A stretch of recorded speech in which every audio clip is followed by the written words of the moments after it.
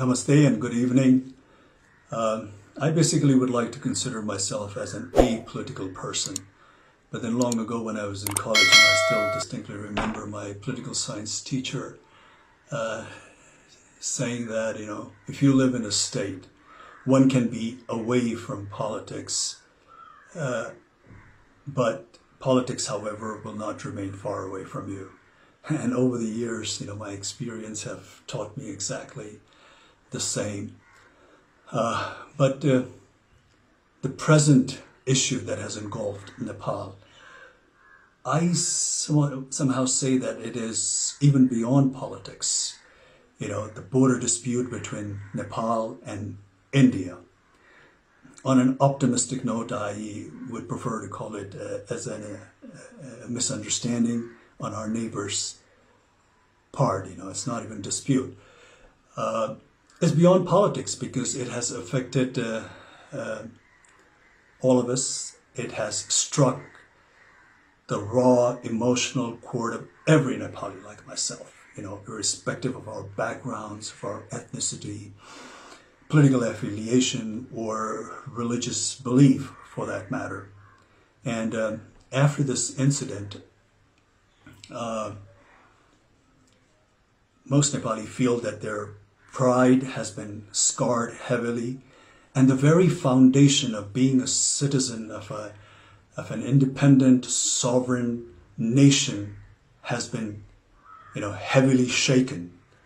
And this, of course, as we can see from the development of the current situation, is absolutely unbearable and simply unacceptable.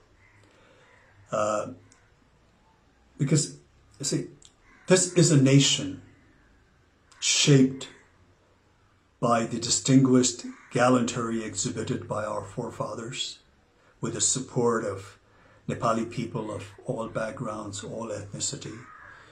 And I do not say that, in our history and in the past, that we haven't displayed any weaknesses or compromises. But whatever sacrifices we have made in the past has been for one and only one reason, and that is to preserve and retain our independence and sovereignty. Therefore, the present landmass that we call Nepal has not been shaped without paying a price. Therefore, the territory of Nepal is something that the population of this nation, under no circumstances, are willing to compromise. And it's not a big deal, because I'm sure India India not only understands this very clearly, but also highly identifies with this emotion, because India itself has gone through an arduous struggle against the heavy-handedness of its colonial powers. But we do not want to dwell on unnecessary braggadocio. Like we said, we in the past, in history, we've had our weaknesses. We had, our share of shortcomings. There was a phase of ignorance. There was a phase of, absent of political will amongst the political parties of the day, or the display of apathy by our political leaders of that time for some reasons. And, the more than sporadic political and social turmoil over the years that took place in this nation, of course, has not been of any help. And also, not to forget, the friendly cooperation that we have extended to our neighbors, taken undue advantage of. But then again, now the time has, of course, evolved, the time has changed, and the population of Nepal, especially the youth, is, of course, not that of 1816 or 1857 or 1923, or for that matter, not even 1950 or 1962. The way the current scenario that has developed, clearly establishes that the population of this country are not going to accept any form of injustices lying down. Therefore, this time around, it's not even enough to appease the incumbent government alone, because this issue has been so passionately embraced also by the people of Nepal, that unless they think that they have been dealt justly and fairly, I, sadly and regretfully have this intuition that this bone of contention between the two countries is going to persist. And this sort of, a deadlock between two neighboring nations who for such a long time in history have shared common values, common culture, tradition, religious belief to a large extent, is going to affect not only the two nations concerned, but also going to hamper the progress and rob the much needed peace in this region. Therefore,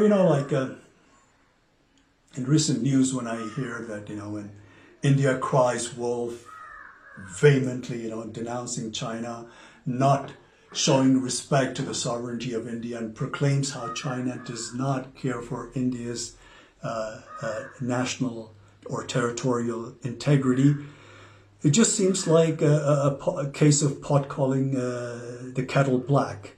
And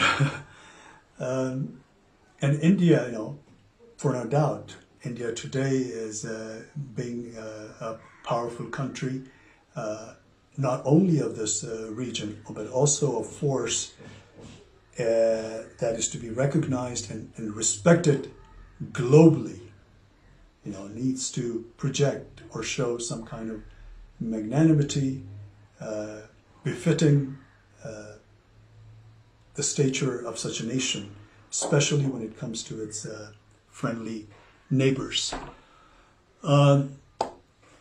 But Nepal basically only wants fair deal based on fact and statistics. It is only demanding to have what truly belongs to her, not more, not less. Nepali people will always want cordial, lasting relations with India. Whenever Indian government had extended some warmth of friendship, Nepali people have always reciprocated with open heart. I recalled the very first visit of Honorable Prime Minister of India, Mr. Modi, to Nepal as a Prime Minister.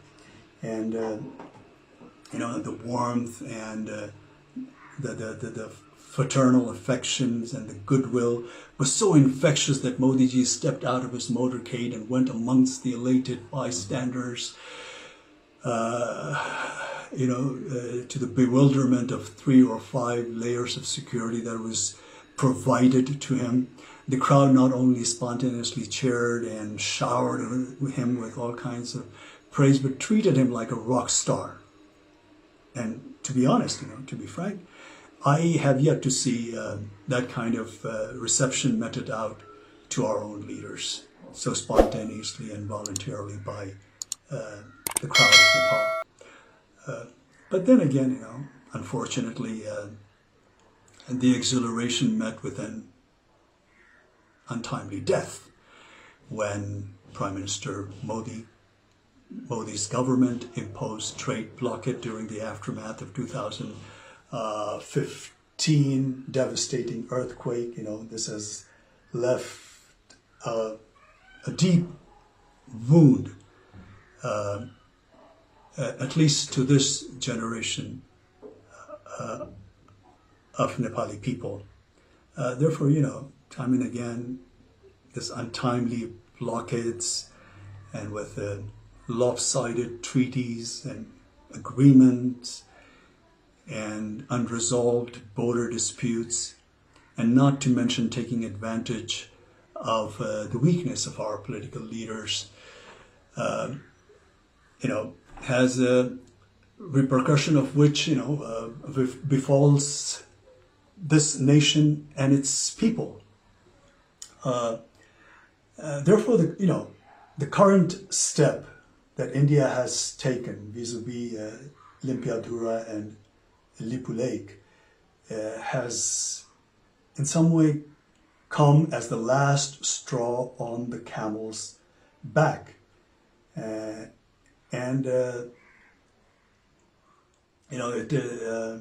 is not at all in the benefit of not only the two concerned nations, but also for the entire SAARC region, to say the least. It definitely not conducive for a nation like India that's marching ahead with global ambition, to have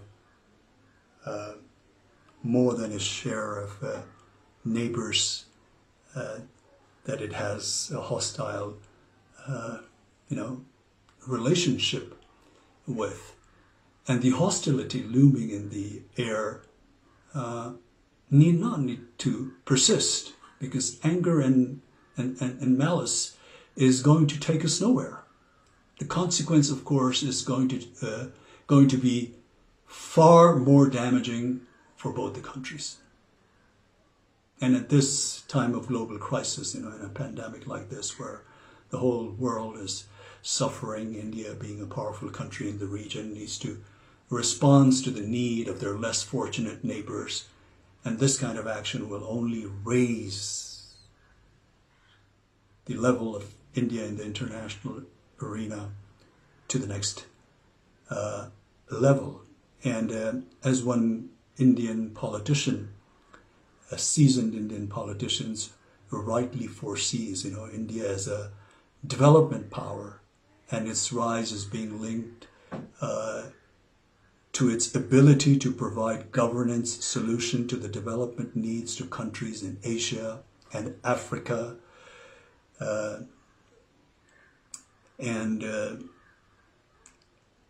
Also, just recently I was fortunate enough to hear the Prime Minister of India, Mr. Modi's address to his nation. I think it was on the occasion of Buddha Jayanti, and he said something like, I would like to roughly quote what he said. He said, we should always work with a sense of service only. When there is compassion, sympathy, then these feelings make us so strong that one can overcome the biggest challenge. So we here in Nepal only wish that Mr. Modi would overcome this challenge, not just with compassion and sympathy. Of course, we need that, but with all fairness and a good dose of empathy. Because we here in Nepal take the border, like I said, misunderstanding on an optimistic note, on the Indian part, with great deal of regret, and ask to return what is justly belongs to Nepal. All the historical evidence clearly points out, proves that Limpiyadhura and Lipulekh region is in all fairness part of Nepal. Therefore, as a country, as a nation, as the people of this country, we are just humbly requesting our friendly neighbor to look into the facts of the history, the statistics, and deal this matter with all fairness and justice, amicably, through cordial diplomatic channels, because this kind of antagonistic atmosphere in this region is not not only not good for both the nations concerned, but for this entire region as well. I am sure, despite few ups and downs and challenging moments here and there, basically India and Nepal share a relationship that is probably unmatched anywhere else in the world. And this challenge that we're facing at the moment right now, India will deal very fairly and justly and come out with a solution that appeases the Nepali population and makes them feel that they have been dealt justly. Thank you. For more updates, subscribe to our channel. Click the show link and enjoy watching the videos.